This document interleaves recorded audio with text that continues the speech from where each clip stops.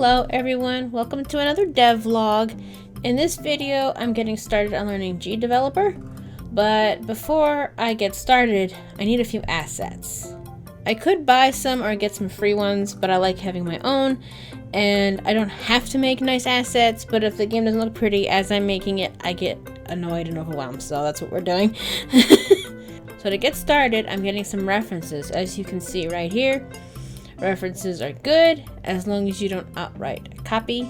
Inspiration comes from many places, and that's okay. I started trying to make a male character to be different to what I would normally do, but in the end I ended up with a girl character anyway. I based her off of a chanterelle mushroom, as you could have probably tell by the background and the references that are up. But I didn't want her to look like I stole a mushling design from Abby Toads on Instagram, and I didn't want to look like I stole anything from Turnip Boy Commits Tax Evasion. The two main ways I avoided this was the eyes and adding arms. The two styles I mentioned don't have arms, and as for eyes, I just went for a style that looked like neither artist, so it would be distinct. Other things I had to keep in mind was if I enjoyed a GDevelop, I might actually try to make a real game out of the character, so it had to be simple, but not boring, animatable, memorable, and colorful, but not too colorful. Limited palettes are better in some cases, just look at how Hollow Knight looks. Beautiful, but very limited colors in all the areas. Now, I'm not doing that limited of a color palette, but it's good to keep in mind. I'm not making Final Fantasy, this is a pirate mushroom. Just gotta chill out and just do something cute and simple. It's gonna be alright. The hardest part of this whole design was the colors. Nothing looked right to me. I tried color picking from the references. I tried color sliders. I tried picking colors without the references. Nothing worked. I'm not sure if I'm 100% with the final design either, but I could always try again in the future if this isn't my favorite thing in the world in a few days, weeks, or months, however long I'm actually using the character. It's just a one-off for now. The next thing I am doing now is making a color palette chart, I guess. I don't know what it's actually called right now. My brain doesn't remember. It's to reference all the colors without the need to import any images into future projects to get the colors. Just import the color palette, and then color fill with the color picker, and then the paint bucket. Then you're good. I'm not shading anything at this point. I like how simple it is, and if I was to animate anything, matching up shadows is a no from me. I don't know. I just no. Nope, not today. But if you ever make a palette reference like this, put the colors you use to shade, what percent opacity you use, and like where it is in case you use different colors for different areas, and you put what layer modes you used. Write it all down in the same place so everything looks consistent. Like I said, I'm not shading, so I don't need to do that, but if you like this idea and you want to do that for the shading too, so everything matches. I did that in animatic. One of the characters had wings, and I wrote down what percentage to turn down the wing color so it'll be transparent. So keep that in mind if you're gonna do something like this. I drew the character in Clip Studio Paint, but I made the palette in GIMP simply because I like the text tool in GIMP better. This would have been easier in Clip Studio if I liked the text tool in it, but I hate it. So it's probably not even the text tool's fault. I just don't like it, but that's okay. I don't have to like it. And here she is, looking ready to go steal gold from the acorn forest, or whatever I come up with. I think she's pretty cute. I named her Captain Sandy Chantrella. I don't know if that's gonna become anything in the future, but I think she's cute. And right now that's all that matters. She's basically a placeholder for now, but a placeholder I put more effort into. Since this is a vlog, I have only done up to this point with the voiceover, so the next thing you see will have been done at a different day. So I just hope you enjoy this very disjointed but vloggy style. And we're gonna get into me now describing my process for making the enemy character. Pulling out a whole bunch of books from this cabinet through all of these. Finally, I found it. This is from 2017. But you know what? Never too late to reuse something. I want to try and make one of these little guys. They're little acorn, like, knights, I guess. I don't know. Little guardian dudes. As you can see, back in the day, I was trying to see what shape do I want. I want something to be round, long, thick. This was an idea for a weapon. Like a leaf would be used as a sword. The shield would be like a slab of wood.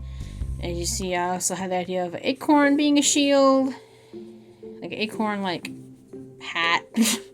I don't know what the top of the acorn's called. Cap, I guess. Here's an idea for a little guy. Here's an idea for, like, instead of a leaf, maybe a stick. And then here are some, like, little drawings I did of, like, how they would kind of, like, hold it. Is there any more? No. But this is really old. From 2017. At the time of recording this, we are in 2023. So, this is a very old idea. But I'm going to take pictures to keep the reference.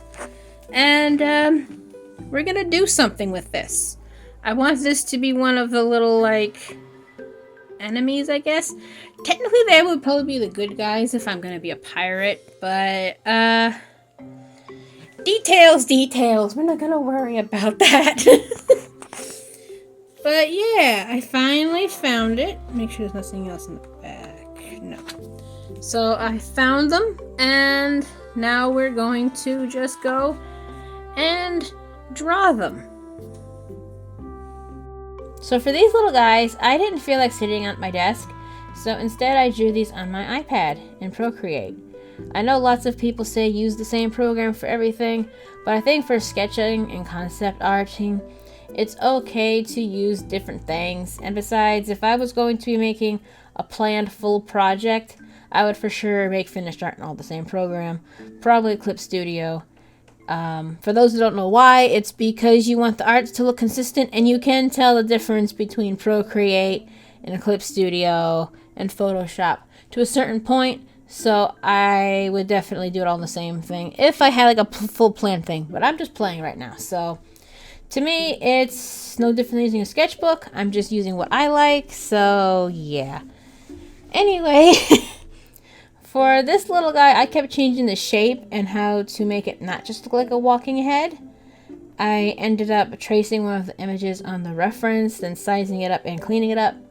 I love the shape of this one. I ended up adding a mustache, but now I'm like, that should be a general acorn or a leader or something, not a basic enemy. So I'm going to be making a few more variants, but I probably won't vlog that. I will show you all my end results though. I did play with a pumpkin enemy, but not too long. I kind of just drew it so I could remember the idea, because I have the memory of said pumpkin. I don't head empty. There's a candle in there, but it's not lit. It's just, I'm not, a horrible memory. So I will probably make the pumpkin enemy over at some point, but I'm not trying to make too many enemies. I just kind of want to have like one or two for now, just so when I follow a tutorial, because I don't know what the tutorial is actually going to be having me make, what kind of game. So I just want to have some resources in case it's like, here's how to make an enemy. Oh, but here's how to make another enemy using the same variable, but they do different things besides the variable or something. And I would just wanted to have an alternative made, you know? So that's why I'm going to make multiples. But besides that, this is all pretty self-explanatory. Once I finish all of the acorns, I will probably make a chart just like I did for the mushroom pirate. And yeah. Once I finish all of those, I will show them off. But until then, this is what I got so far. And I think the next thing you'll see will be the finished pictures. And then we can move on to at least starting in GDevelop. So here's the first sprite. This is the one you saw me make. This is an acorn general or a boss character. I think he's pretty cute, but also I like that I have a boss design. Depending on how the game is going, I might need one. Even if the tutorial doesn't show me how to make a boss character, I can still just look up a different tutorial and follow that if I want to make a boss character or just figure it out. So I just like that I have a boss character. And then the next little guy we have here, he is a dual-bladed acorn. His blades are oak leaves. I thought it was funny. If I was to animate this, he'd have a spinning attack, but right now everything is just static just to follow the tutorial. Animating stuff right now is not needed. But maybe one day, you never know. Lastly, I made a pumpkin wizard or mage. I don't know what the difference is. To me, it's the same thing. I figured if the tutorial had me making projectiles from an enemy, why not a little wizard? Even if the tutorial doesn't have that, I could always learn myself. Like I said, this whole project I'm starting is just to learn the program a little bit. It's not really meant to make anything big and extravagant, even though it might seem that way from the amount of effort I'm putting into just making these sprites. Again, for all of these, I made them simple, so they're easy to redraw and animate if needed. And I made a color chart for all of them. I think that's it for characters. Next, I'm going to start on the tutorial. I might just record the screen and talk about my thoughts on my very first experience of GDevelop. I don't really know how I'm going to approach this next section, but this will be the last section of the vlog. So yeah, we're just going to cut on over to whatever I come up with for the last section of this vlog. Alright, this is the last section. I'm going to tell you ahead of time, I did not make anything complete really to show you, except for her running around like the happy little mushroom she is. But I have to say, I really like this program. I think I like it more than Game Maker, and I use Game Maker for years.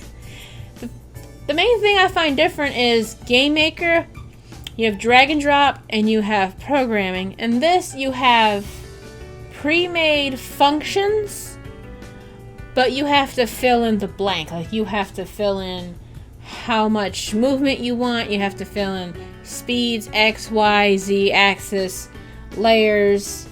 You still have to do very simple, basic program. It's kind of like an adult version of Scratch. So if anyone has ever heard of Scratch, how it's kind of like puzzle pieces for programming, it's like that, but you still have to type some stuff out. It's not just like building blocks, which I still want to try Scratch, but that's a different story. I really like this. Reason why I haven't made a finished game to show you is because the type of game this tutorial is a bullet hell, and my kind of character that I have, I don't have a gun made for her. I would have to draw a whole new character, and I don't feel like doing that. That's perfectly honestly the reason why. But I will still use this tutorial for when I want enemies and stuff for a game later. After screwing around with this for a bit, I think what I want to do, first of all, these characters are still going to be on hand in case I want to do something with them because I like them. But I think what I want to do, instead of making like a full like game with characters and things, now that I see how the program works a little bit, what I think I want to do is I want to recreate a game I've already made. And I think I want to remake Fluffertini's Pizza Constructor. If you haven't seen it, I showed off my games in the first devlog. I guess I could sneak in a little clip real quick just to show you what it is. Basically, it's a drag and drop game where you drag pizza toppings onto a pizza base, and that's about it. But I loved that game, but it had so many bugs in it, and I really do want to remake it, all new graphics, everything. And I feel like that would be a fun little project just to make something that is complete. So I think I will save these characters because I do like them, but I think I want to remake something I've already made. I would just like use the graphics and stuff from Fluffertini's Pizza Constructor and just like learn how to put it together, and that's it. But honestly, I don't know where those are. They're buried deep, hidden somewhere on a hard drive. And you know what? The game is like almost 10 years old anyway. I might as well just remake everything. Redraw Fluffertini, redraw all the toppings.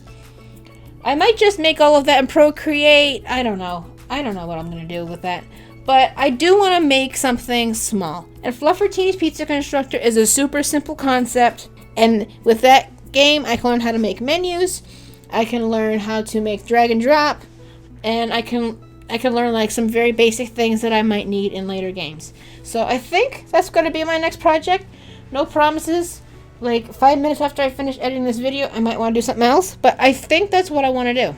And if I complete it and I like it, I might upload it to itch.io. Because that's where all of the like game dev-y people upload their stuff. But it's not like for sale. But you can buy stuff off there too. I played the Stardew Valley dating simulator on there. So yeah, really love this program. I'm excited to try something not really new. I'm excited to try something familiar, but make it good, you know? So, yeah. I guess I'll just show you the tiny bit that I did get done, which was just her running around, living her best mushroom life. But I'm really excited for this. I love making games. I don't love programming, and this is a happy middle. It does most of the programming for me, but there's a tiny bit of programming just to get me comfortable. I do want to eventually move to Godot, but right now, I just want to have fun. And GDevelop, it's showing me that I can have fun, and that's really all I care about right now. I'm not here to make money. I have money-making ideas, but I want to know how to make games before I make a money-making idea. So, I'm really excited. And, yeah, that's the end of this long vlog. I'm sorry most of it ended up just showing a little wobbly mushroom on the screen, but I'm learning, and that's what these devlogs are for. And, yeah, if there's any, like, ideas or anything, or things that you know about GDevelop, or a tutorial channel or something you know about, feel free to let me know. I do already follow the GDevelop official YouTube. That's where I'm watching the tutorials from. But if you know something about it that I don't know, please tell me, because I will happily take those resources. But besides that, I will see you all later. Bye!